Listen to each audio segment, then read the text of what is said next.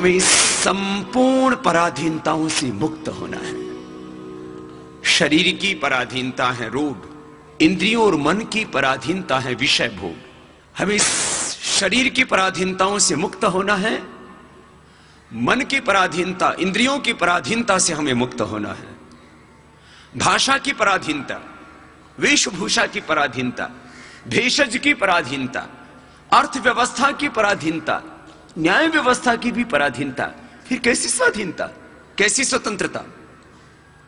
भारत स्वाभिमान का यह व्यवस्था परिवर्तन का अभियान, हम स्वयं से इस व्यवस्था परिवर्तन को शुरू करेंगे। आत्म परिवर्तन से व्यवस्था परिवर्तन तक की हमारी संघर्षपूर्ण यात्रा है। व्यवस्थागत पराधीनताएं, विचारगत पराधीनताएं, इन समस्त बंधनों से हमें मुक्त होना है और पूर्ण स्वाधीनता, पूर्ण स्वतंत्रता हमको पानी है। स्वाधीनता ही सुख, समृद्धि, शांति और वैभव का आधार होती है। आज हम जहां जी रहे हैं उसका मंथन करें, चिंतन करें। क्या हम सच्चे अर्थों में स्वाधीन हैं? कहां कहां छाई है हमारे जीवन में, हमारी व्यवस्थाओं में, हमारे राष्ट्र में पराधीनता, गुलामी?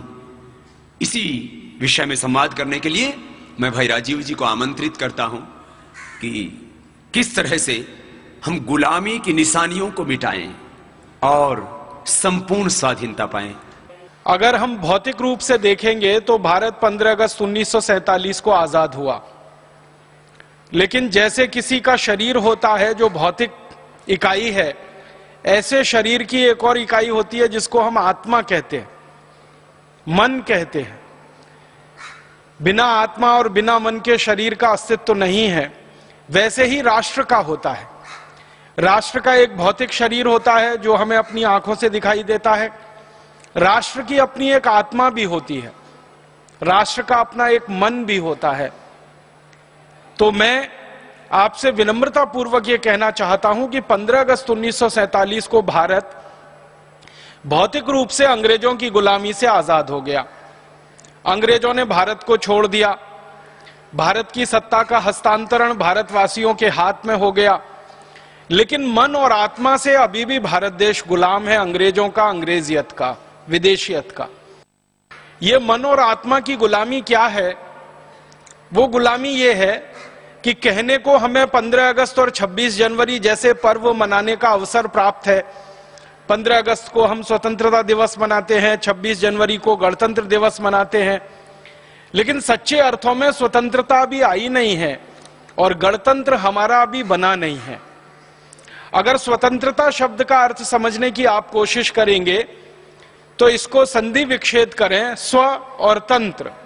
स्व माने अपना, हमारा, तंत्र माने व्यवस्था, जिसको अंग्रेजी में सब सिस्टम कहते हैं। तो हमारा तंत्र या हमारी व्यवस्था स्थापित हो तो हम कहें कि भारत स्वतंत्र है। लेकिन आजादी मिलने के बाद भी हमारे भारत देश की एक भी व्यवस्था ऐसी नहीं है जो हमारी अपनी स्थापित की हुई हो। एक भी तंत्र हमारे देश में ऐसा नहीं बन पाया जो हम भारतवासियों के प्रयासों से और हमारे अभिक्रम से बना हो। हमारे यहां सभी व्यवस्थाएं, हमारे सभी तंत्र अंग्रेजों के बनाए हुए हैं और अंग्रेजियत में डूबे हुए हैं।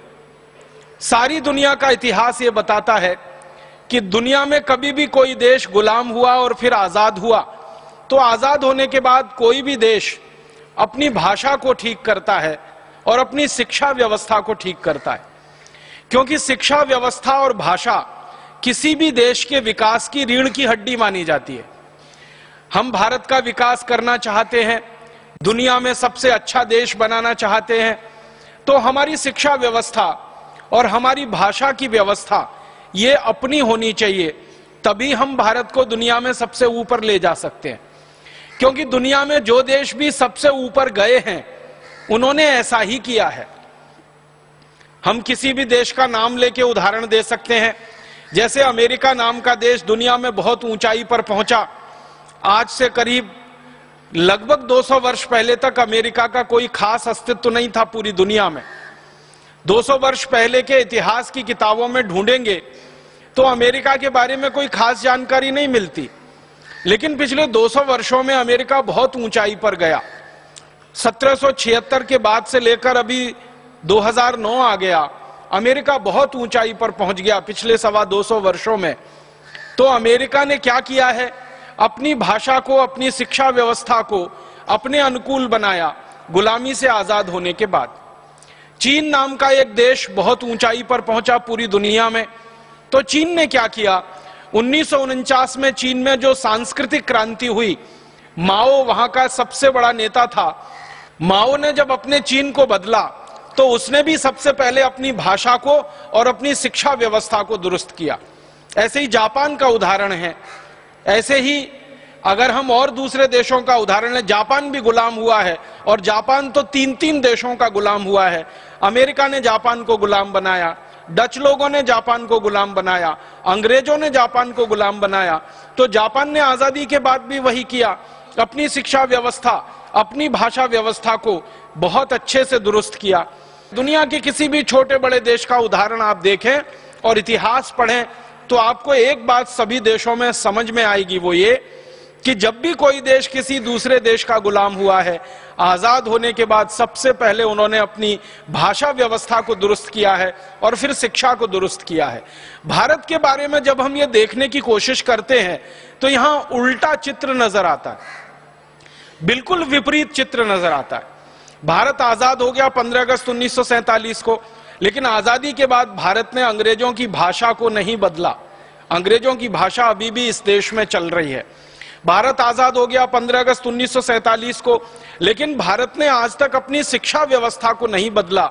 अंग्रेजों की बनाई गई पूरी की पूरी शिक्षा व्यवस्था आज भी इस देश में चल रही है। आप अक्सर एक नाम सुनते होंगे, आपस में बातचीत होती है, अखबारों में खबरें छपती हैं, टेलीविजन पे खबरें आती हैं, तो एक नाम अक्सर चर्चा में आता है, मैकॉले। मैकॉले की शिक्षा व्यवस्था, मैकॉले का शिक्षा तंत्र, मैकॉले का बनाया हुआ पाठ्यक्रम। ये मैकॉले नाम का एक अंग्रेज अधिकारी 1840 के साल में भारत में शिक्षा के लिए एक पाठ्यक्रम तय करके चला गया। वो अधिकारी मर गया। उस अधिकारी के मरने के बाद अंग्रेज यहां से चले गए और उनकी कई पीढ़ियां चली गईं। लेकिन 1840 में जो शिक्षा का पाठ्यक्रम मैकॉले ने तय कर दिया, वो पाठ्यक्रम भारत की आजादी के बाद चल रहा है। ये बहुत अफसोस की बात है। मैकॉले ये कहता था कि भारत में ऐसी शिक्षा व्यवस्था लागू करनी है जिसको पढ़ने के बाद भारतवासी शरीर से दिखने में भारतीय भले हों, लेकिन आत्मा से और मन से अंग्रेजियत से भर जाएं और अंग्रेजों जैसे हो जाएं। जब हम आत्मा और मन से अंग्रेजों जैसे हो जाएंगे तो वो कहता था कि हमें फिर भारत को गुलाम बनाने के लिए कोई ज्यादा प्रयास नहीं करने पड़ेंगे। भारतवासी बहुत आसानी से और सहजता से हमारे गुलाम हो जाएंगे। तो ऐसी शिक्षा व्यवस्था मैकॉले छोड़कर गया, वो अभी भी इस देश में चल रही है। दुख है, दुर्भाग्य है, मैकॉले ने इस देश में एक कॉन्वेंट स्कूल खोला था। कलकत्ता में वो पहले खुला था, अब जिसको हम कोलकाता कहने लगे हैं। वो एक कॉन्वेंट स्कूल अब बढ़ते बढ़ते हजारों की संख्या में पहुंच गए। अब भारत में गांव गांव, गली गली, नगर नगर कॉन्वेंट स्कूल खुल गए। कभी कभी मुझे लगता है कि मैकॉले का एक कॉन्वेंट स्कूल तो प्रतीकात्मक था अंग्रेजियत की व्यवस्था का, लेकिन हमारे तो कॉन्वेंट स्कूल पूरी की पूरी व्यवस्था के ही अंग बन गए हैं। मुझे और एक अफसोस की बात आपसे कहनी है, वो ये कि अंग्रेजों ने जिस शिक्षा व्यवस्था को भारत में लागू किया, वो शिक्षा व्यवस्था उन्होंने अपने देश में लागू नहीं की। आप अगर अंग्रेजों के देश में जाएंगे देखने और समझने के लिए, तो उनकी शिक्षा व्यवस्था भारत से बिल्कुल भिन्न है। भारत की शिक्षा व्यवस्था में अंग्रेजों ने विद्यार्थियों को एक निश्चित मानदंड के अनुसार फेल और पास होने का नियम बना रखा है। 33% या उससे ज्यादा मिले तो परीक्षा में पास है, और 33% से कम अंक मिले तो फेल है। ये अंग्रेजों का बनाया हुआ मानदंड है। और ये जो परीक्षा व्यवस्था हमारे यहाँ चल रही है, ये भी पूरी अंग्रेजों की बनाई हुई है। साल भर विद्यार्थियों को कुछ रटाना, फिर 1-2 दिन में उनको वो सब लिखवा लेना, और रट के वो लिख देंगे कॉपी में। 100 में से 98, 99, 95, 96 जो भी नंबर आ जाएं, उसके अनुसार विद्यार्थी का आकलन करना कि ये होशियार है या ये मूर्ख है। अंग्रेजों के देश में जाकर आप देखेंगे तो पूरी परीक्षा पद्धति उन्होंने बदल रखी है। अंकों के आधार पर अंग्रेजों के देश में किसी भी विद्यार्थी का आकलन नहीं होता। और अंग्रेज ही क्यों, फ्रांसीसियों के देश में किसी विद्यार्थी का आकलन अंकों के आधार पर नहीं होता, जर्मनी में किसी विद्यार्थी का आकलन अंकों के आधार पर नहीं होता, अमेरिका में किसी विद्यार्थी का आकलन अंकों के आधार पर नहीं होता। माने अंग्रेजों ने जो कुछ हमारे देश में चलाया उसको अपने देश में उन्होंने नहीं अपनाया, क्योंकि वो जानते हैं कि ये आकलन की पद्धति पूरी गलत है। इसमें विद्यार्थी फेल और पास नहीं होता है, पूरी शिक्षा व्यवस्था फेल और पास होती है।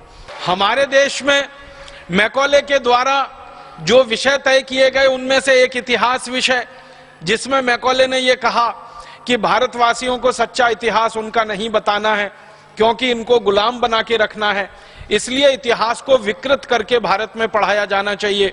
तो भारत के इतिहास को पूरी तरह से उन्होंने विकृत कर दिया। सबसे बड़ी विकृति जो हमारे इतिहास में अंग्रेजों ने डाली, जो आज तक जहर बनकर हमारे खून में घूम रही है, वो विकृति ये है कि हम भारतवासी आर्य कहीं बाहर से आए। सारी दुनिया में शोध हो चुका है कि आर्य नाम की कोई जाति भारत को छोड़कर दुनिया में कहीं नहीं थी, तो बाहर से कहां से आ गए हम। फिर हमको कहा गया कि हम सेंट्रल एशिया से आए, मध्य एशिया से आए। मध्य एशिया में जो जातियां इस समय निवास करती हैं उन सभी जातियों के डीएनए लिए गए। डीएनए आप समझते हैं, जिसका टेस्ट करके कोई भी बात की पक्की सूचना ली जाती है। तो दक्षिण एशिया में, मध्य एशिया में, पूर्व एशिया में, तीनों स्थानों पर रहने वाली जातियों के नागरिकों के रक्त इकट्ठे करके उनका डीएनए टेस्ट किया गया और भारतवासियों का डीएनए टेस्ट किया गया। तो पता चला कि भारतवासियों का डीएनए दक्षिण एशिया, मध्य एशिया, पूर्व एशिया के किसी भी जाति समूह से नहीं मिलता है। तो ये कैसे कहा जा सकता है कि भारतवासी मध्य एशिया से आए, आर्य मध्य एशिया से आए। इसका उल्टा तो मिलता है कि भारतवासी मध्य एशिया में गए, भारत से निकलकर दक्षिण एशिया में गए, पूर्व एशिया में गए, मध्य एशिया में गए और दुनिया भर में सभी स्थानों पर गए और भारतीय संस्कृति, भारतीय सभ्यता और भारतीय धर्म का उन्होंने पूरी ताकत से प्रचार प्रसार किया। तो भारतवासी दूसरी जगहों पर जाकर तो प्रचार प्रसार करते हैं, उसके प्रमाण हैं, लेकिन भारत में कोई बाहर से आर्य नाम की जाति आई, इसके प्रमाण अभी तक मिले नहीं और इसकी वैज्ञानिक पुष्टि भी नहीं हुई। इतना बड़ा झूठ अंग्रेज हमारे इतिहास में लिख गए और भला हो हमारे इतिहासकारों का, उस झूठ को अंग्रेजों के जाने के बाद भी पढ़ा रहे हैं। तो हमारी संस्कृति को नीचा दिखाना, हमारी सभ्यता को नीचा बताना, हमारे इतिहास को विकृत कर देना, शिक्षा व्यवस्था को हमारा पूरा तहस नहस कर देना, हमारी भाषा को तहस नहस कर देना, इन सब के पीछे अंग्रेजों का मूल उद्देश्य अगर था तो एक कि भारत को गुलाम बनाकर रखना है ताकि इस देश को लूटा जा सके। हम अगर किसी के गुलाम होते हैं तभी हम लूट सकते हैं। अगर हम स्वतंत्र और आजाद हैं हमें कोई नहीं लूट सकता। आप अपने घर के बारे में यह समझने की कोशिश करिए कि अगर आपका घर स्वतंत्र है, आजाद है, स्वाधीन है, तो आपके घर पर कोई हमला नहीं कर सकता, आपके घर को कोई नहीं लूट सकता। लेकिन अगर आपका घर किसी का पराधीन हो जाए, किसी का गुलाम हो जाए, तो जो आपको गुलाम बनाएगा, जो पराधीन बनाएगा, वो कभी भी आपके घर को लूट लेगा और आप कुछ नहीं कर पाएंगे। तो अंग्रेजों ने यही किया, भारत को पराधीन बनाना, गुलाम बनाना, ताकि भारत को लूटा जा सके और लूटने के लिए भारत के मन को तैयार किया जा सके। और मानसिक रूप से भारतीय लोगों की तैयारी हो तो शारीरिक तैयारी तो हो ही जाती है। तो हुआ यह है इस देश में कि आजादी भौतिक रूप से हमको मिल गई, अंग्रेज हमारे यहां से चले गए, लेकिन अंग्रेजों के बच्चे इसी देश में छोड़ गए। मैकॉले मर गया, लेकिन मैकॉले के मानस पुत्र इस देश में अभी भी जिंदा हैं, जिनको हम काला अंग्रेज कह सकते हैं। उन्होंने जब से आजादी के बाद इस देश की व्यवस्था को संभाला, सरकार को अपने हाथों में लिया, अंग्रेजों का बनाया हुआ और अंग्रेजों का बिगाड़ा हुआ कुछ भी इस देश में उन्होंने दुरुस्त नहीं किया। हमारे देश में भाषा अंग्रेजी है, भूषा अंग्रेजी है, भोजन अंग्रेजी है, भजन अंग्रेजी है, भेषज अंग्रेजी है, कानून अंग्रेजी है, कृषि व्यवस्था अंग्रेजी है, अर्थव्यवस्था अंग्रेजी है, चिकित्सा व्यवस्था अंग्रेजी है। हर स्तर पर अंग्रेजियत अंग्रेजियत अंग्रेजियत छाई हुई है। एक दो उदाहरण से मैं मेरी बात और से स्पष्ट करता हूं। अंग्रेज गए तो जाने के समय उन्होंने 34,735 कानून इस देश में छोड़े, जो उन्होंने कभी भारत को गुलाम बनाने के लिए बनाए थे। अंग्रेजों का एक तरीका था कि भारत को गुलाम बनाना है तो एक तरीका तो यह है कि सीधे मारो पीटो और लूटो और उनको गुलाम बना के रखो ताकत से। एक तरीका यह है कि मारना पीटना और लूटना हर समय संभव नहीं होता तो कानून बनाकर गुलाम बना के रखो। तो अंग्रेजों ने शुरू के 100 साल तक तो यही किया कि मारा पीटा भारतवासियों को और सीधे उनकी लूटपाट की और डरा के धमका के गुलाम बना के रखा। लेकिन 100 साल से ज्यादा इस काम को वो चला नहीं पाए, तो फिर उन्होंने दूसरा रास्ता निकाला कि कानून बना के भारतवासियों को लूटो पीटो मारो और इनको कब्जे में करके रखो। तो कानून बनाए उन्होंने, और जो जो कानून बनाए वो सबके सब कानून आजादी के बाद भी चल रहे हैं। मैं उदाहरण से बताता हूं। अंग्रेजों ने एक कानून बनाया भारत के क्रांतिकारियों पर अत्याचार करने के लिए, मारने के लिए, पीटने के लिए, क्रांतिकारियों को दबा कर रखने के लिए, और उस कानून का नाम रखा उन्होंने इंडियन पुलिस एक्ट, भारतीय पुलिस अधिनियम। अब कानून में लिखा है इंडियन, लेकिन उसमें भारतीय कुछ नहीं है, वो सब इंग्लिश है, अंग्रेजियत वाला कानून है। अंग्रेजों ने दुनिया के जिन जिन देशों को गुलाम बनाया, वहां के नागरिकों पर अत्याचार करने के लिए उन्होंने पुलिस बनाई और उस पुलिस के कानून बनाए। वही उन्होंने भारत में किया। सन 1860 में इंडियन पुलिस एक्ट नाम का एक कानून बना दिया। 1860 के पहले इस देश में अंग्रेजों की पुलिस नहीं थी, अंग्रेजों की सेना थी, उनकी मिलिट्री थी। 1860 के बाद उन्होंने सेना के साथ पुलिस की भी स्थापना कर ली और इसके लिए पुलिस एक्ट बना। और इसमें अंग्रेजों ने कानून बना दिया कि जो भी पुलिस अधिकारी होगा वो भारतवासियों पर कितना भी अत्याचार कर सकेगा, लाठियों से मारेगा, लाठियों से पीटेगा, और अगर कोई भारतवासी उसमें मर भी जाए तो अंग्रेज अधिकारी को कोई दोष नहीं लगेगा, उसको कोई दंड नहीं होगा, ऐसी व्यवस्था की थी। और इसी कानून की ताकत से भारत के क्रांतिकारियों पर भयंकर अत्याचार किए गए। एक उदाहरण तो मैं जरूर दूंगा आपको। हमारे देश के एक महान क्रांतिकारी थे लाला लाजपत राय। उत्तर भारत के सबसे बड़े क्रांतिकारियों में उनकी गिनती हुआ करती थी। अंग्रेजों ने एक कानून बनाने के लिए कमीशन नियुक्त किया था, उसका नाम था साइमन कमीशन। वो भारत आया था और भेजा गया था उसको कि कुछ और कठोर कानून भारत में बनाकर लागू किए जाएं। तो साइमन कमीशन का विरोध करने के लिए लाला जी ने एक जुलूस निकाला था, निहत्थे लोगों का जुलूस था, शांति प्रिय जुलूस था। उस जुलूस पर अंग्रेजों की पुलिस की तरफ से लाठियां बरसाई गईं और अंग्रेजों की पुलिस ने जुलूस पर जब लाठियां बरसाई तो एक अंग्रेज अधिकारी हुआ करता था, उसका नाम था सैंडर्स। सैंडर्स ने जानबूझकर लाला लाजपत राय के सिर में लाठियां मारी। तुरंत उनको हॉस्पिटल ले गए, लेकिन हॉस्पिटल में उनकी मृत्यु हो गई। लाला जी के सिर पर लाठियां मारकर जिस अंग्रेज ने उनकी हत्या की उसका नाम था सैंडर्स। उस अंग्रेज अधिकारी को सजा मिलनी चाहिए, इसके लिए भारत के एक दूसरे क्रांतिकारी शहीद आजम भगत सिंह ने पुलिस में दरखास्त की, अपील की। उनकी दरखास्त पर पुलिस ने एक्शन लिया। बाद में अदालत में यह मामला गया और अदालत ने यह कहकर सैंडर्स को बाइज्जत बरी कर दिया कि लाला जी के ऊपर जो लाठीचार्ज हुआ है वो कानून के हिसाब से हुआ है, उसमें सैंडर्स की कोई गलती नहीं है। तो सैंडर्स बाइज्जत बरी हो गया। तो भगत सिंह को गुस्सा आया और भगत सिंह ने यह संकल्प लिया कि लाला जी की हत्यारे सैंडर्स को अंग्रेजों की प्रशासन ने, अंग्रेजी न्याय व्यवस्था ने दंड नहीं दिया है। मैं संकल्प करता हूं कि सैंडर्स को मैं दंड दूंगा और इसको वहां पहुंचाऊंगा जहां इसने लाला जी को पहुंचाया। और आप जानते हैं, अपने इसी संकल्प को पूरा करने के लिए शहीद आजम भगत सिंह ने सैंडर्स को गोली से मारा था और अंत में सैंडर्स को गोली से मारकर भगत सिंह गिरफ्तार हुए थे और भगत सिंह को फांसी की सजा हुई थी। जब भगत सिंह को फांसी की सजा हुई उसके काफी दिन पहले वो लाहौर की जेल में बंद हुए थे और उनसे बहुत लोग मिलने जाते थे। अमृतसर के एक पत्रकार महोदय उनसे कभी मिलने गए। भगत सिंह को पूछा कि आपके दिल की इच्छा क्या है?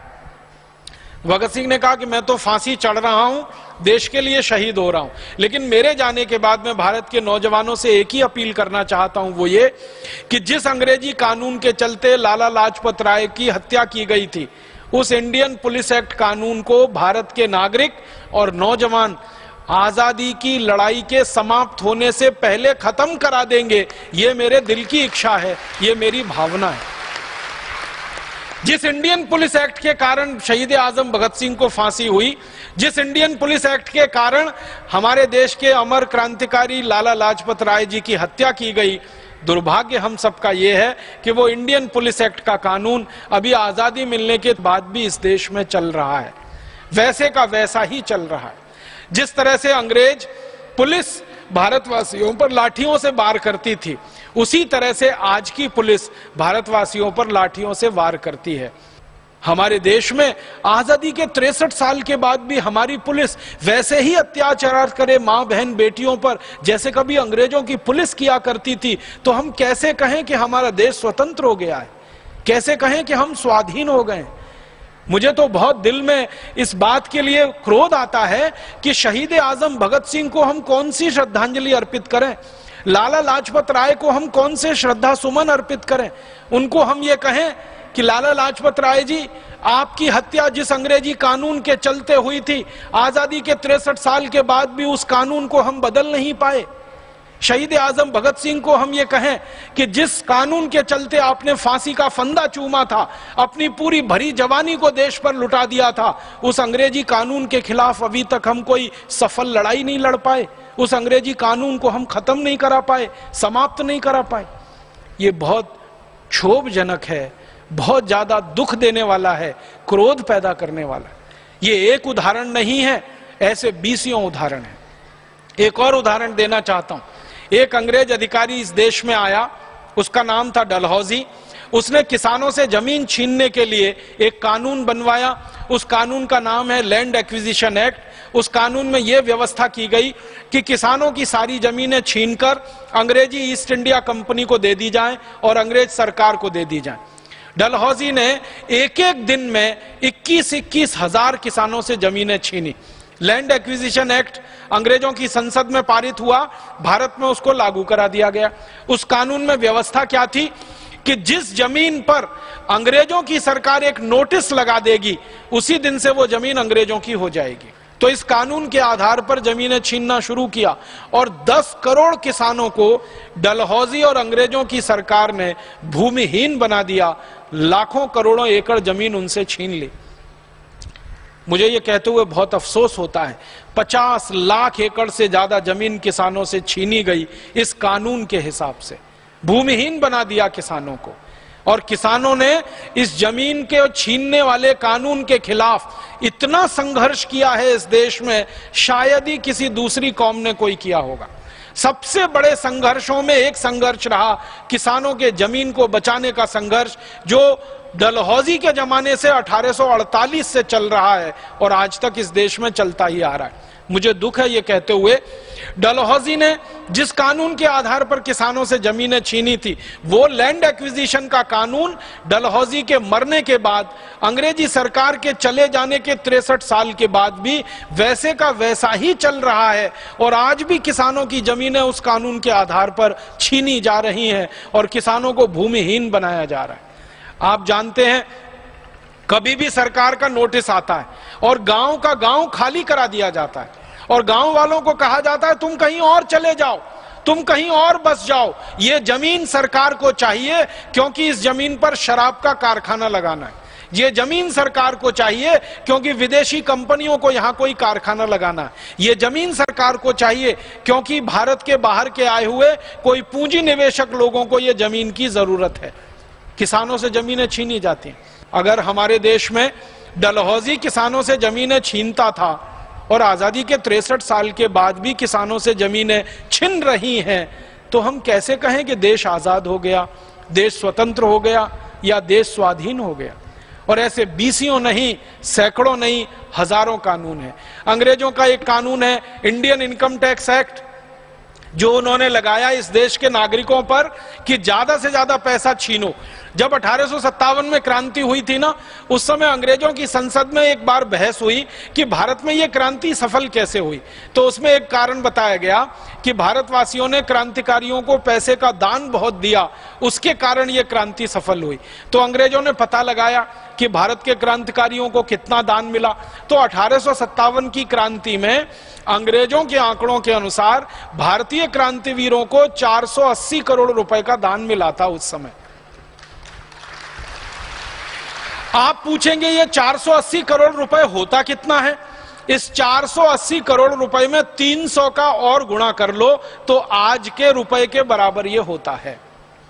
480 करोड़ में 300 का और गुणा कर लो तो 2009 के रुपए के बराबर ये होता है, क्योंकि 1857 के रुपए की कीमत 2009 के 300 रुपए के बराबर है लगभग।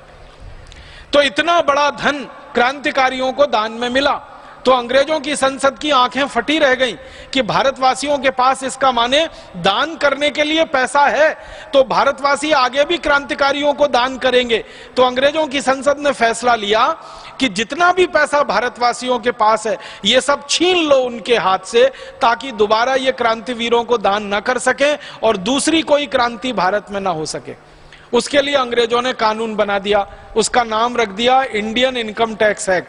माने भारतवासियों की जो आमदनी है उस आमदनी के ऊपर टैक्स, सारा पैसा भारतवासियों से लूट लेना ताकि भारतवासियों के हाथ में कुछ ना बचे तो वो क्रांतिकारियों को दान ना दे सकें। इसके लिए इनकम टैक्स का कानून आया इस देश में। अब मुझे बहुत दुख है ये कहते हुए कि अंग्रेजों ने जो लूटने का कानून बनाया था वो कानून आजादी के 63 साल के बाद भी चल रहा है, इंडियन इनकम टैक्स के नाम से ही चल रहा है और आज भी भारतवासियों से धन लूटा जा रहा है। अंग्रेजों ने सेंट्रल एक्साइज एक्ट बनाया, कोई भी भारतवासी किसी वस्तु का उत्पादन करे तो उस पर 350% एक्साइज ड्यूटी। अंग्रेजों ने सेल्स टैक्स लगाया, अंग्रेजों ने रोड टैक्स लगाया, टोल टैक्स लगाया, म्युनिसिपल कॉरपोरेशन का टैक्स लगाया और ऐसे 23 तरह के टैक्स कानून लगाकर इस देश के नागरिकों को जमकर लूटा लगभग 190 वर्षों तक। अब अंग्रेजों ने ये सब कानून बनाए थे भारत को लूटने के लिए, तो आजादी के बाद होना ये चाहिए था कि ये सारे कानून खत्म किए जाएं, इनकम टैक्स खत्म किया जाए, सेंट्रल एक्साइज खत्म किया जाए, रोड टैक्स टोल टैक्स खत्म किया जाए, म्युनिसिपल कॉरपोरेशन का टैक्स खत्म किया जाए।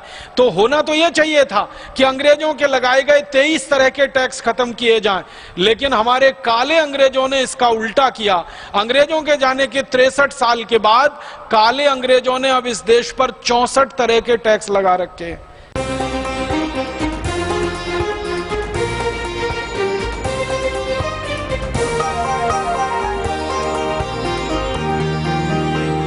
आस्था जीवन का आधार। भ्रष्ट तंत्र, लूट तंत्र तथा विदेशी कंपनियों के लूट के षड्यंत्र को खत्म करने के लिए स्वदेशी विचार, सिद्धांत एवं संस्कृति को संपूर्ण राष्ट्र में स्थापित करने के लिए देश भर में वर्ष 2012 में हमारी 1 लाख स्वदेशी केंद्रों के माध्यम से एक मजबूत आध्यात्मिक स्वदेशी तंत्र की स्थापना की योजना है। 3 से 5 हजार की आबादी वाले बड़े गांव व छोटे कस्बों में जो भी व्यक्ति स्वदेशी विक्रय केंद्र खोलना चाहते हैं तथा जो युवक स्वदेशी प्रचारक के रूप में सेवा करना चाहते हैं वो अधिक जानकारी के लिए संपर्क करें। फोन 01334 240 008 248 999 246 737 244 107 24 8888। फैक्स 01334 244 805 और 240664। Web www.patanjaliayur.org। ईमेल marketing@patanjaliayurveda.org और career@patanjaliayurved.org। दुख और अफसोस इसी का है कि व्यवस्था वही चल रही है, कानून वही चल रहे हैं। ऐसी स्थिति में कुछ तो करना पड़ेगा और वो यही कर सकते हैं हम सब मिलकर कि इस पूरी व्यवस्था को चलाने वाले जो नियम हैं, कायदे हैं, कानून हैं, इनको जड़मूल से उखाड़ना पड़ेगा। तभी भारत सच्ची स्वतंत्रता हासिल करेगा और स्वाधीनता इस देश को मिल पाएगी। मैं माताओं, बहनों से, भाइयों से, सबसे अपील करना चाहता हूं, निवेदन करना चाहता हूं, और वो यही है कि अंग्रेजों के बनाए गए ये जो काले कानून हैं, अंग्रेजों की बनाई गई ये जो काली व्यवस्थाएं हैं, अंग्रेजों के बनाए गए ये जो अत्याचारी सारी की सारी तंत्र चल रही है हमारे देश में, इसको बदलने के लिए, इसको समाप्त करने के लिए हम सबको प्राणपण से जुटना पड़ेगा, जीवन को लगा देने की तैयारी से जुटना पड़ेगा, अपने को होम कर देने की तैयारी के संकल्प के साथ खड़ा होना पड़ेगा, क्योंकि ये कोई आसान लड़ाई नहीं है, ये बड़ी गहरी और बड़ी दूर तक मार करने वाली लड़ाई है। हमारे देश की आजादी के बाद की नई आजादी की लड़ाई लड़ने के लिए, नई व्यवस्था की लड़ाई लड़ने के लिए बहुत दूर तक सहयोग नहीं करेंगे, विदेशी सद्भावना व्यक्त कर सकते हैं और हमारे लिए मन में ये कह सकते हैं कि चलो ठीक है, आप अपने रास्ते को बनाने की लड़ाई लड़ रहे हो, हम भी आपको सहयोग कर सकते हैं भावना से, मन से, लेकिन बहुत आगे तो नहीं आएंगे, करना तो आपको ही पड़ेगा। आप भारत में रहते हो तो या भारत के बाहर रहते हो तो आपको दोनों स्तर पर इस देश की आजादी की नई लड़ाई के लिए, व्यवस्था परिवर्तन की इस लड़ाई के लिए, नई व्यवस्था बनाने की लड़ाई के लिए सबसे पहला संकल्प यही करना है कि अंग्रेजों के बनाए गए कानूनों को हटाना है, अंग्रेजों की बनाई गई व्यवस्थाओं को बदलवाना है, कृषि व्यवस्था को बदलवाना है, चिकित्सा व्यवस्था को बदलवाना है, शिक्षा व्यवस्था को बदलवाना है, कानून और न्याय व्यवस्था को बदलवाना है, प्रशासनिक व्यवस्था को बदलवाना है, सभी व्यवस्थाओं को आमूल चूल पूरा बदलवाना है। कानून ये रद्द कराने हैं। अब आप जानते हैं कि कानून को रद्द कराना और नया कानून बनाना ये संसद करती है या विधानसभाएं करती हैं। तो संसद और विधानसभाओं में ऐसे लोगों को भेजना पड़ेगा कि जो हमारी इस बात से सहमत हो कि अंग्रेजों के बनाए गए सारे कानून रद्द होने चाहिए और उनके स्थान पर नए कानून बनने चाहिए। या तो संसद और विधानसभाओं में आज जो लोग बैठे हुए हैं उनको इस बात से सहमत कराना पड़ेगा कि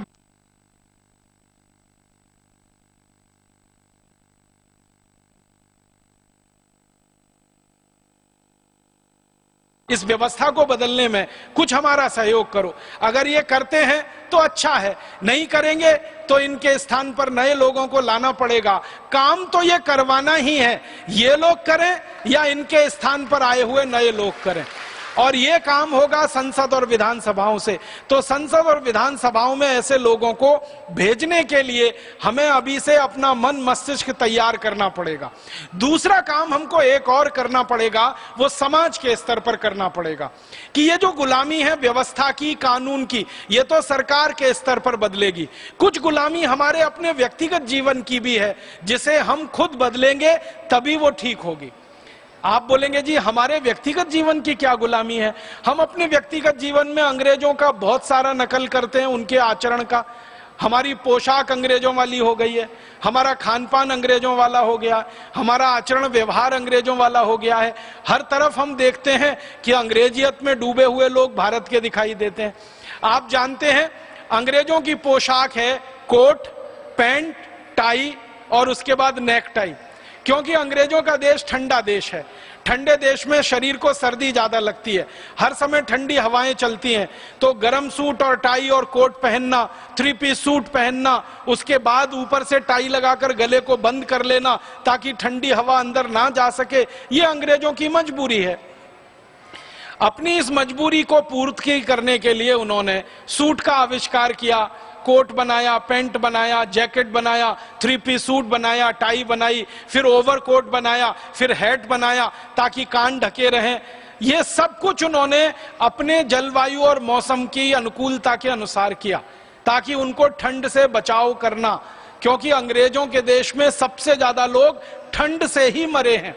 आपको मालूम है कि साल में 6-7 महीने सूरज नहीं निकलता। इंग्लैंड में और यूरोप में साल में 6-7 महीने सूरज नहीं निकलता, कभी कभी 8 महीने नहीं निकलता। बर्फ पड़ती है और खेतों में जमा हो जाती है, सड़क पर 5-5 फीट बर्फ, कभी कभी 10-10 फीट बर्फ जमा हो जाती है। पूरी सरकार का एक ही काम होता है उस समय बर्फ को सड़क से हटाना और फिर रास्ते को सुयोग्य बनाना।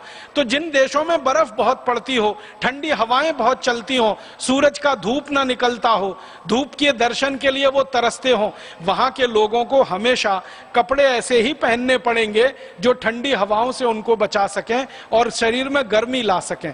इसलिए वो कोट पैंट सूट और टाई और ओवरकोट आदि आदि पहनते हैं। अब हम भारतवासी उनकी नकल करके पहनने लगे। हमारे देश में तो बर्फ कभी पड़ती नहीं है। बिहार में तो मैंने कभी नहीं सुना कि बर्फ पड़ती है। थोड़ी बहुत बर्फ पड़ती है तो उत्तराखंड में पड़ती है, जम्मू कश्मीर में पड़ती है, हिमाचल प्रदेश में पड़ती है, वो भी साल में 15 दिन पड़ती है, 6-7 महीने नहीं पड़ती। हमारे यहाँ तो हर दिन सूरज निकलता है और खूब तेज निकलता है, खूब धूप होती है और खूब अच्छी धूप होती है। और आधे से ज्यादा भारत में तो 2 ही मौसम है, गर्मी और भयंकर गर्मी। आप तो बिहार के वासी हैं, आपको तो मालूम है 50 डिग्री तापमान हो जाता है बिहार के कई शहरों का। अब ऐसे जहां देश में 50 डिग्री सेंटीग्रेड तापमान हो जाता हो, वहां के लोग कोट पहनना शुरू कर दें, टाई लगाना शुरू कर दें, जैकेट पहनना शुरू कर दें, ओवरकोट लादना शुरू कर दें और टाई के ऊपर नेक टाई लगा लें और सारे गले को खूब अच्छे से बंद कर लें। गर्मी अंदर ही अंदर लगे, पसीना अंदर ही अंदर हो और अंदर गर्मी और पसीने से इतने परेशान हो कि सब कुछ खोल देने का मन करता हो, फिर भी उसको ना खोलें तो उनको क्या कहेंगे? अंग्रेजों की अंग्रेजी तो कह सकते हैं। मुझे कई बार ये दृश्य देखने को मिलते हैं इस देश में, बहुत हंसी भी आती है और रोना भी आता है। जून की भयंकर गर्मी में शादी हो रही है, दूल्हे राजा 3 पीस सूट और टाई लगा के घोड़े पे चढ़ के बैठे हुए हैं। भयंकर जून की गर्मी में, चिलचिलाती धूप में 3 पीस सूट और टाई लगा के दूल्हे राजा हैं। अंदर पसीना पसीना पसीना पसीना हो रहा है और दूल्हे राजा कह रहे हवा कर भाई, हवा कर। अरे भाई ये कोट उतार के फेंक दे। नहीं फेंकूंगा, क्योंकि आज ही पहनना है, क्योंकि आज ही मुझे सुपर इडियट दिखना है और सुपर इडियट बनना है। तो हमारे देश में ये जो भूषा की गुलामी है, ये हमें व्यक्तिगत स्तर पे बदलनी है। मैं हाथ जोड़कर निवेदन करता हूं भारत स्वाभिमान के सभी कार्यकर्ता भाइयों बहनों से कि अंग्रेजों की पोशाक को जितनी जल्दी छोड़ सकें छोड़ दें। तो आप बोलेंगे जी भारतीय पोशाक क्या है? कुर्ता पहनो, पायजामा पहनो, धोती पहनो, साड़ी पहनो, ये सब भारतीय पोशाकें हैं। बहनें तो अभी भी काफी भारतीय हैं, क्योंकि वो तो साड़ी पहनती हैं या सलवार सूट। भाइयों में बहुत गड़बड़ी आई है।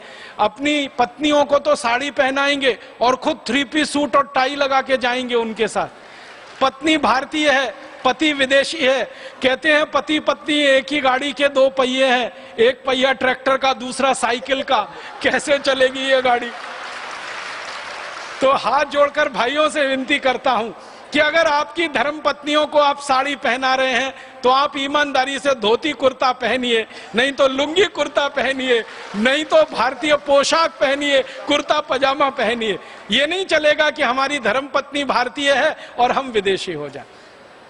तो भूषा की गुलामी छोड़िए, भाषा की गुलामी छोड़िए, फिर भोजन की गुलामी भी छोड़िए। भोजन में हमारी बहुत गुलामी आ गई है। अंग्रेज डबल रोटी खाते थे, पाव रोटी खाते थे, ब्रेड खाते थे। हमने भी खाना शुरू कर दिया। हमारे घरों में अब पाव रोटी आती है, डबल रोटी आती है, ब्रेड आती है। जिस घर में ताजा रोटी बनाने की हजारों लाखों साल की परंपरा हो, उस देश में 3-3 महीने पुरानी डबल रोटी और पाव रोटी आती है, वो भी सड़े मैदे की बनी हुई। जिसको बनता हुआ आप देख लेंगे तो कभी छूना पसंद नहीं करेंगे उसको। तो घर में से ये हटाइए पाव रोटी, डबल रोटी। ये अंग्रेजों की मजबूरी है कि उनको गेहूं के आटे से रोटी बनाना नहीं आया आज तक। उन्होंने दुनिया में बहुत आविष्कार किए होंगे, रोटी बनाना नहीं सीख पाए वो अभी तक, शायद सीख भी नहीं पाएंगे अगले 100 साल में। गेहूं उनके यहाँ होता है, गेहूं हमारे यहाँ भी होता है। उसी गेहूं से हम आटा बनाते हैं, उस गेहूं से वो भी आटा बनाते हैं। उस आटे से हम रोटी बना लेते हैं, उस आटे को सड़ा के वो पाव रोटी और डबल रोटी बना लेते हैं। हम उसी आटे से रोटी की कितनी तरह की रोटियां बना सकते हैं, पराठे बना सकते हैं, पूड़ी बना सकते हैं, कचौड़ी बना सकते हैं। 20 किस्म के पराठे, 20 किस्म की पूड़ी, कचौड़ी। इतनी विविधता हमारे व्यंजन में जब है, तो सड़ी हुई मैदे की डबल रोटी, पाव रोटी खाना ये कोई शान की बात नहीं है। ये अंग्रेजी भोजन है तामसिक भोजन है, इसको जल्दी से जल्दी छोड़िए और अपने घर से इसको विदा करिए, इस अंग्रेजियत में से बाहर आइए। भोजन की गुलामी, ये पिज्जा है, बर्गर है, हॉट डॉग है, कोल्ड डॉग है, चाउमीन है, ये सब हटाइए, क्योंकि ये विदेशी भोजन हमारे लिए अनुकूल नहीं है। जिस देश में ये विकसित हुआ है उस देश के लिए थोड़ा अनुकूल हो सकता है, हमारे लिए तो बहुत प्रतिकूल है। तो भोजन की गुलामी ठीक करिए, भाषा की ठीक करिए, भेषज की ठीक करिए, भूषा की ठीक करिए, और अंत में अगर कर सकते हैं व्यक्तिगत जीवन में, तो ये भजन संगीत में भी काफी कुछ गुलामी आ गई है। हमारा संगीत शास्त्रीय संगीत है, राग रागनियों पर आधारित है, और शास्त्रीय संगीत का विकास लाखों करोड़ों वर्षों में हुआ है। वेदों में से निकला है हमारा संगीत। वेद जितने पुराने हैं, संगीत उतना ही पुराना है इस देश में। हमारे देश में वेदों से निकले हुए संगीत में जो गहराई है, दुनिया के किसी देश के संगीत में उतनी गहराई नहीं है। तो दूसरे देशों के संगीत में हम जाकर फंस गए। Rap music, pop music, Michael Jackson का म्यूजिक, बीथोवन का म्यूजिक, मोजार्ट का म्यूजिक, ये सारे के सारे म्यूजिक जो उनके समझ में शायद आते हैं या नहीं मुझे नहीं मालूम, हमारे समझ में तो बिल्कुल नहीं आते हैं। माइकल जैक्सन क्या गाता रहा इतने साल, मेरे समझ में उसकी एक लाइन अभी तक नहीं आई। क्या नाचता रहा इतने साल, आज तक समझ में नहीं आया कि वो नाच रहा था या सर्कस की कलाबाजियां दिखा रहा था। एक टांग इधर फेंकना, दूसरी टांग उधर फेंकना, भौणे तरीके से कमर को मटकाना, शरीर के अंगों को बिल्कुल भौणे तरीके से प्रस्तुत करना, ये कौन सा डांस है, कौन सा नृत्य है। हमारे पास कोई कमी नहीं है। कथक है, कुचिपुड़ी है, भरतनाट्यम है, कथकली है, बीसियों किस्म के शास्त्रीय नृत्य हैं, बीसियों किस्म के हमारे शास्त्रीय गान हैं, और सैकड़ों हजारों किस्म के हमारे वाद्य हैं। कितने अच्छे सुरीले वाद्य हैं। बांसुरी हमारे पास है, सितार हमारे पास है, सरोद हमारे पास है, तबला हमारे पास है, हारमोनियम हमारे पास है, और विदेशियों के पास एक ही है, वो ब्रास बैंड जो बजता है बाजारों में और बारातों के आगे। आपने देखा है वो लंबा सा भोंगा सा वो गोल गोल रहता है ना, जिसको बजाने में पूरे फेफड़े निकल आते हैं उसके, वो ये ब्रास बैंड अंग्रेजों का है, ये अपना नहीं है। और जो बजे तो कान फोड़े और दूसरों का दिमाग खराब करे, बजाने वाले का तो उससे ज्यादा दिमाग खराब हो। मेरी एक बहुत विनती है आपसे, ये मेरे हृदय की बात है कि भारत स्वाभिमान के किसी भी कार्यकर्ता भाई बहन के घर में बेटे बेटी की शादी हो या आपकी अपनी खुद की शादी हो, तो कृपया करके ये ब्रास बैंड तो बिल्कुल मत ले जाना, क्योंकि ये अंग्रेजों की परंपरा है ब्रास बैंड की। अंग्रेजों की फौज जब दुश्मन पे हमला करने जाती थी तो आगे आगे ये ब्रास बैंड बजाते हुए चलता था। हम किसी पे हमला करने नहीं जा रहे हैं, हम किसी की बेटी को अपने घर की बहू बनाने के लिए बड़े पवित्र और आध्यात्मिक काम के लिए जा रहे हैं, और उसमें ये ब्रास बैंड आप बजाएं तो लगता यही है कि आप भी अंग्रेजों की तरह से हमला करने जा रहे हैं उस पे। तो आपसे इसके लिए माफी चाहता हूं। आपकी अगर शादी नहीं हुई है, होने वाली है, तो ब्रास बैंड तो बिल्कुल मत बजवाना। आप बोलेंगे फिर क्या बजवाएं? आपको अगर बजवानी है तो शहनाई बजवाना।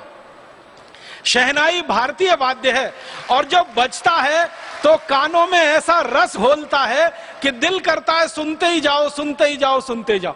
बांसुरी बजवाना, शहनाई बजवाना, सितार बजवाना, सरोद बजवाना, और कुछ बजवा लेना, ये ब्रास बैंड तो बिल्कुल नहीं।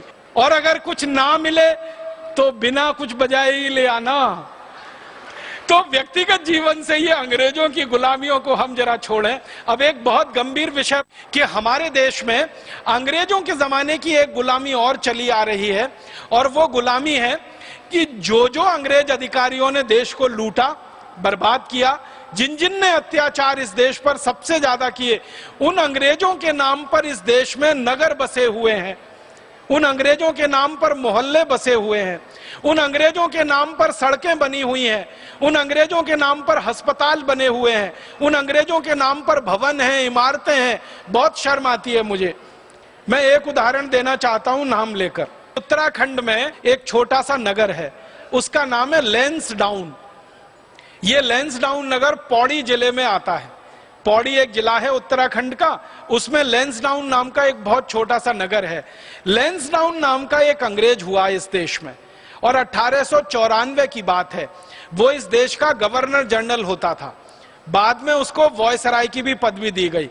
ये 1894 में जो लैंसडाउन नाम का अंग्रेज गवर्नर जनरल था, क्या किया है इसने वो आप जान लो तो शर्म आएगी आपको कि ये लैंसडाउन नाम हमारे देश में अभी भी चल रहा है। हुआ ये था कि भारत देश में गो हत्या निषेध के लिए एक जबरदस्त आंदोलन शुरू हुआ था सन 1870 में, और इस आंदोलन का इतिहास अंग्रेजों ने दबा के रखा।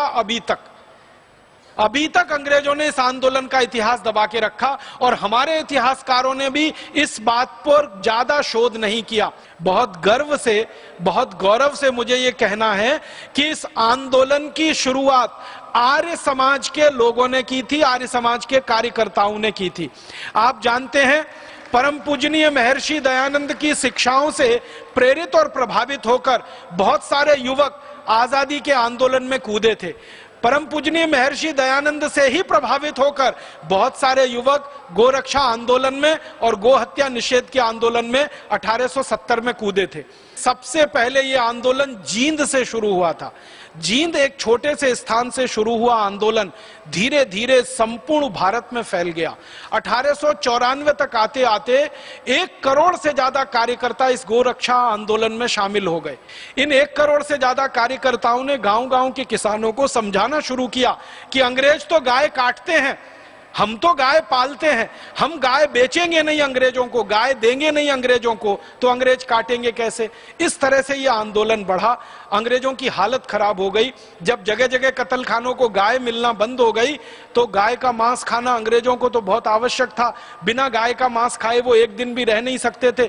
तो अंग्रेजी सेना में विद्रोह की स्थिति आ गई और अंग्रेजी सैनिकों ने कहा कि गाय का मांस नहीं मिलेगा तो हम बगावत करेंगे, विद्रोह करेंगे। अब अंग्रेजी सरकार के लिए एक तरफ कुआं एक तरफ खाई। ये गोरक्षा आंदोलन करने वाले कार्यकर्ता गाय मिलने नहीं दे रहे थे कटने को, और अंग्रेजी सैनिक गाय का मांस ना मिले तो बगावत करने को तैयार। तो अंग्रेजों की महारानी ने एक हस्तक्षेप किया। विक्टोरिया ने लैंसडाउन नाम के एक अंग्रेज अधिकारी को पत्र लिखा। लैंसडाउन उस समय गवर्नर जनरल था। 1894 के आसपास वो पत्र इसके पास आया और उस विक्टोरिया ने उस पत्र में लिखा कि ये जो गाय भारत में कटती है ये तो हमारे लिए ही कटती है। ये बात तो सही है क्योंकि भारतवासी तो गाय का मांस खाना पसंद करते नहीं है। आप इस बात पर ध्यान देना। विक्टोरिया खुद लिख रही है इस बात को, और वो कहती है कि भारत के मुसलमान भी गाय खाना पसंद नहीं करते हैं क्योंकि इनके पूर्वज सब हिंदू थे और हिंदुओं ने गाय के मांस को खाना कभी स्वीकार किया नहीं, इसलिए भारत के मुसलमान भी गाय खाना पसंद नहीं करते। लैंसडाउन को वो कह रही है तुम ऐसा करो कि भारत के जो कत्ल खाने अंग्रेजों के लिए चल रहे हैं और मांस अंग्रेजों के लिए पैदा हो रहा है, इन कत्ल खानों में गाय का कत्ल करने के लिए मुसलमानों की भर्ती करो। इस पे ध्यान दीजिएगा वाक्य पे। वो कहती है मुसलमानों की भर्ती करो। इसका माने गाय काटने का काम मुसलमान नहीं, उन कत्ल खानों में अंग्रेज ही करते रहे होंगे। तो अंग्रेजों को हटाकर मुसलमानों की भर्ती करो और हिंदुओं को यह बताओ भारत में कि तुम्हारी गाय मुसलमान काट रहे हैं। तो ये हिंदू और मुसलमान जो मिलकर गोरक्षा के आंदोलन में लड़ रहे हैं, ये आपस में लड़ने लगेंगे और हमारा रास्ता खुल जाएगा और हमारी नीति डिवाइड एंड रूल, बांटो और राज करो, फूट डालो और राज करो, सफल हो जाएगी और हमारी सेना में भी बगावत नहीं होगी और हमारे सेना के लोगों को मांस भी मिलता रहेगा, कत्ल खाने भी चलते रहेंगे। ये पत्र लिखा उसने लैंसडाउन को। लैंसडाउन ने पत्र पढ़ा, उसने फिर मीटिंग बुलाई। मीटिंग बुला के उसने आदेश दिया कि जितने सरकारी कत्ल खाने हैं उनमें मुसलमानों की भर्ती की जाए। तो मुसलमानों में से कोई तैयार ही नहीं हुआ भर्ती के लिए, कोई आया ही नहीं। तो उन्होंने कहा कि ढूंढो कोई तो मुसलमानों में जाति समूह होगा जिसको हम इस काम में लगा सकें। तो कुरैशी जाति समूह के मुसलमानों को प्रताड़ित करके, अत्याचार करके, मार पीट के अंग्रेजों ने गाय के कत्ल के काम में लगाया और उनको इतना प्रताड़ित करते थे कि गाय काटो, गाय काटो। फिर होता क्या था कि ये गाय काटते थे कुरैशी समाज के लोग अंग्रेजों के दबाव में आकर। फिर अंग्रेज इसको पूरे देश में प्रचारित करते थे हिंदुओं के बीच में कि देखो तुम्हारी गाय तो मुसलमान काट रहे हैं। आपको सुनकर ताज्जुब होगा, जींद की जो गोरक्षा समिति 1870 में बनी उसमें 11 हिंदू थे और 7 मुसलमान थे। 18 लोगों की समिति थी। हर जगह गोरक्षा की समिति में हिंदू मुसलमान साथ में मिलकर काम कर रहे थे। विक्टोरिया ने लैंसडाउन को आदेश लेकर मुसलमानों से जबरदस्ती गाय कटवाकर कुरैशी समाज के लोगों को दबाव डालकर एक घृणित काम शुरू किया। लैंसडाउन वो खतरनाक अंग्रेज अधिकारी था जिसने हिंदू मुसलमानों को लड़वाया और हिंदुओं को मुसलमानों के खिलाफ, मुसलमानों को हिंदुओं के खिलाफ बरगलाया। उस लैंसडाउन के नाम से इस उत्तराखंड में एक पूरा शहर बसा हुआ है, एक नगर बसा हुआ है, उसका नाम लैंसडाउन है। आत्मा को दुख होता है, कष्ट होता है, क्रोध आता है।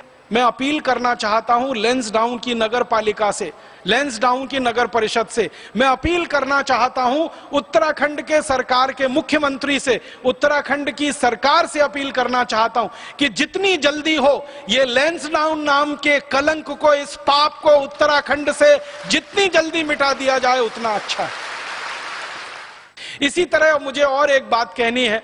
एक बहुत खराब अंग्रेज जिसका जिक्र मैं पहले कर चुका हूं, डलहौजी, जिसने इस देश के किसानों की जमीनें हड़पी, 10 करोड़ से ज्यादा किसानों को जिसने पूरी तरह से भूमिहीन बनाया, इस देश की रियासतें हड़पी।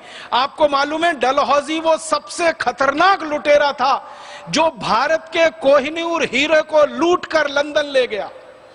यही डलहौजी है जिसने कोहिनूर हीरा लूटा है इस देश का। एक तरफ किसानों को बर्बाद किया, दूसरी तरफ कोहिनूर हीरा लूटा। उस डलहौजी के नाम पर इस भारत में हिमाचल प्रदेश के चंबा जिले में पूरा एक शहर बसा हुआ है और उसका नाम ही डलहौजी है। बहुत शर्म आती है, बहुत अफसोस होता है। जिस डलहौजी का नाम लेना हम पसंद नहीं करेंगे, सपने में भी उसको पसंद नहीं करेंगे, उसको प्रत्यक्ष में नाम लेके बुलाना पड़ता है। इसी तरह से एक और नगर है, उसका नाम है मैक्लोडगंज। मैक्लोडगंज धर्मशाला जिले में है, वो भी हिमाचल प्रदेश में पड़ता है। मैक्लोड नाम का एक अंग्रेज हुआ करता था, सार्जेंट था, सेना में था, बहुत अत्याचार उसने किए हैं। उसके नाम पर नगर बसा हुआ है मैक्लोडगंज, इसका भी नाम हमें बदलना है। इसी तरह और एक नगर हमारे देश में है, उसका नाम है वास्को डिगामा, वो गोवा में है। ये वास्को डिगामा सबसे पहला पुर्तगाली था जो भारत में घुसा। 20 मई 1498 को भारत में आया, कालीकट में उतरा और झामोरीन राजा की हत्या करके पूरे नगर को लूटा और जहाज भर भर के सोने चांदी के सिक्के लेकर गया। और इसी वास्को डिगामा ने पुर्तगाली राज्य की नींव डाली और 450 साल गोवा और केरल को गुलाम बना के रखा। इस वास्को डिगामा का भी नाम लेना हम पसंद नहीं करेंगे। हमारे देश में बड़े बड़े कुछ शहर हैं, शिमला है, मसूरी है, दिल्ली है, चेन्नई है, मुंबई है, बेंगलोर है, हैदराबाद है, सिकंदराबाद है। ऐसे 20 शहर हैं जहां पर आप जाएंगे तो अक्सर आपको कुछ नाम मिलेंगे, जैसे Lawrence Road, Mayo Road, Elgin Road, Elphinstone Road, या तो लिटन रोड, या तो करजन रोड, या तो करजन बिल्डिंग, या तो रिपन बिल्डिंग। ये अंग्रेजों के नाम सुन सुन के कान पक गए हैं। हमारे बहुत सारे शहरों में, मुख्य रूप से दिल्ली में, बहुत सारी सड़कें बनी हुई हैं अंग्रेजों के नाम पर। लॉरेंस रोड है, मिंटो रोड है, मिंटो ब्रिज है, एल्गिन ब्रिज है, एल्गिन रोड है, केनिंग रोड है, करजन रोड है, रिपन रोड है। दिल्ली भरी पड़ी है, अंग्रेजों के नाम की सड़कें वहां पर हैं। तो जिन जिन अंग्रेजों ने अत्याचार किए हैं, करजन तो बहुत बड़ा अत्याचारी अंग्रेज था, उसके नाम पर दिल्ली में सड़कें हैं। करजन ने ही बंगाल को बांटा था हिंदू और मुसलमान के आधार पर, आधा मुसलमान का आधा हिंदू का, और उसी दिन से भारत पाकिस्तान की नींव डाल दी उस आदमी ने। मुसलमान और हिंदुओं को लड़वाया जिस करजन ने, देश का बंटवारा किया संप्रदाय के आधार पर, बंगाल का बंटवारा किया, उस करजन के नाम पर सड़कें हम कैसे बर्दाश्त कर सकते हैं। दिल्ली को जिस लॉरेंस ने लूटा हो, उस लॉरेंस के नाम पर दिल्ली में रोड हो, वो कैसे बर्दाश्त हो सकता है। रिपन जिसने पूरे देश में अखबारों को दबाने के लिए कानून बनाया, इंडियन प्रेस एक्ट, भारत में जो अखबार छपा करते थे वो अंग्रेजी सरकार की थोड़ी भी बुराई ना करें इसके लिए कानून बना दिया, इंडियन प्रेस एक्ट, वो रिपन ने किया। उस रिपन के नाम को हम कैसे बर्दाश्त कर सकते हैं। तो मुझे आप सभी से निवेदन करना है कि जहां जहां अंग्रेजों की नाम की सड़कें हैं, अंग्रेजों के नाम के भवन हैं, अंग्रेजों के नाम के अस्पताल हैं, उन सभी के नाम हमें बदलने हैं। और हमारे पास नामों की कोई कमी नहीं है। हमारे पास देश में कोई भी ऐसे अच्छे नामों की कमी नहीं है। हम संस्कृत में ढूंढेंगे एक तो 1000 नाम मिलेंगे, हिंदी में ढूंढेंगे तो हजारों नाम मिलेंगे। क्रांतिकारियों के नाम पे रखना चाहें, ऋषि महर्षि के नाम पे रखना चाहें, ये सब हमें करना पड़ेगा। पूरी आजादी लानी है, पूरी स्वतंत्रता लानी है, पूरी स्वाधीनता लानी है, तो अंग्रेजों के नाम को जड़मूल से इस देश में से हटाना पड़ेगा। एक और निवेदन मुझे करना है, अंग्रेजों की हमारे देश में कई जगह मूर्तियां स्थापित हैं। मुझे बहुत क्रोध आता है और खून खौलता है मेरा। आप कभी मुंबई जाइए, मुंबई रेलवे स्टेशन है एक, उसका नाम है मुंबई छत्रपति शिवाजी टर्मिनस। पहले इसका नाम था Mumbai Victoria terminus, Bombay Victoria terminus. वो नाम बदल के अभी छत्रपति शिवाजी टर्मिनस तो हो गया। लेकिन उस स्टेशन के बाहर निकलो तो लाइन की लाइन अंग्रेज अधिकारियों की मूर्तियां हैं जिन्होंने मुंबई पे सबसे ज्यादा अत्याचार किए। एक अंग्रेज था जिसका नाम था एल्फिंस्टन, मुंबई की माताओं बहन बेटियों में सबसे ज्यादा बलात्कार किए हैं और करवाए हैं एल्फिंस्टन ने। लूटा है पूरी बंबई को, लूट लूट के सारा धन लंदन ले गया। उस एल्फिंस्टन की मूर्ति लगी हुई है। एल्फिंस्टन के जो सहयोगी अधिकारी जिन्होंने मुंबई पर बलात्कार अत्याचार किए और लूट मार की, उनकी मूर्तियां लगी हुई हैं। इन मूर्तियों को भी आज नहीं तो कल हमको हटाना पड़ेगा, क्योंकि देश को हम कचरा घर नहीं बनाना चाहते और हम ये गुलामी का केंद्र नहीं रहने देना चाहते। तो भारत स्वाभिमान के अभियान में ऐसे छोटे बड़े बहुत सारे काम हमको करने हैं। उद्देश्य अपना एक ही है और बिल्कुल स्पष्ट है कि अंग्रेजों की गुलामी को, जो हमारे घुसी हुई है व्यवस्था में, नीतियों में, शासन में, हमारे अपने आचार व्यवहार में, दैनिक जीवन में, इसको जड़ मूल से हटाना है। अपने व्यक्तिगत जीवन से अंग्रेजियत को हटाना है, अपने राष्ट्र जीवन से अंग्रेजियत को हटाना है, अपने व्यक्तिगत जीवन से अंग्रेजी भाषा को हटाना है, अपने राष्ट्र जीवन से भी अंग्रेजी भाषा को हटाना है, अपने व्यक्तिगत जीवन से अंग्रेजी भूषा को हटाना है, अपने राष्ट्र जीवन के एक एक स्तर से अंग्रेजियत को हटाना है। ईश्वर से प्रार्थना करता हूं कि वो हमको शक्ति दे, हमको साहस दे, हम में वीरता आए, हम में तेजस्विता आए और हम हमारे लक्ष्य की तरफ बिना रुके और बिना एक मिनट हिचके हुए बढ़ते ही जाएं और लक्ष्य पाकर ही हम हमारे को सांस को थामे या हमारे को आराम और विश्राम की स्थिति में लाएं। आपका बहुत आभार, बहुत धन्यवाद।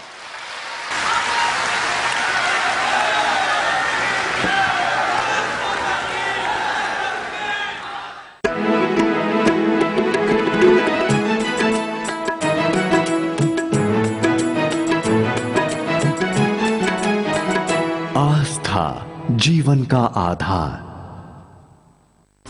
भ्रष्ट तंत्र, लूट तंत्र तथा विदेशी कंपनियों के लूट के षड्यंत्र को खत्म करने के लिए स्वदेशी विचार, सिद्धांत एवं संस्कृति को संपूर्ण राष्ट्र में स्थापित करने के लिए देश भर में वर्ष 2012 में हमारे 1 लाख स्वदेशी केंद्रों के माध्यम से एक मजबूत आध्यात्मिक स्वदेशी तंत्र की स्थापना की योजना है।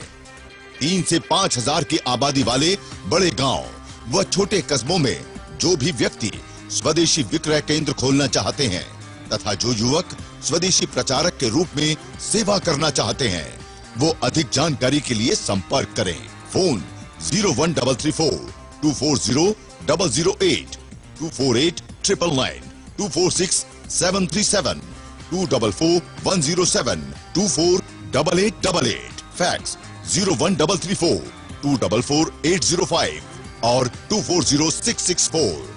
Web www.patanjaliayur.org। ईमेल marketing@patanjaliayurveda.org और career@patanjaliayurved.org।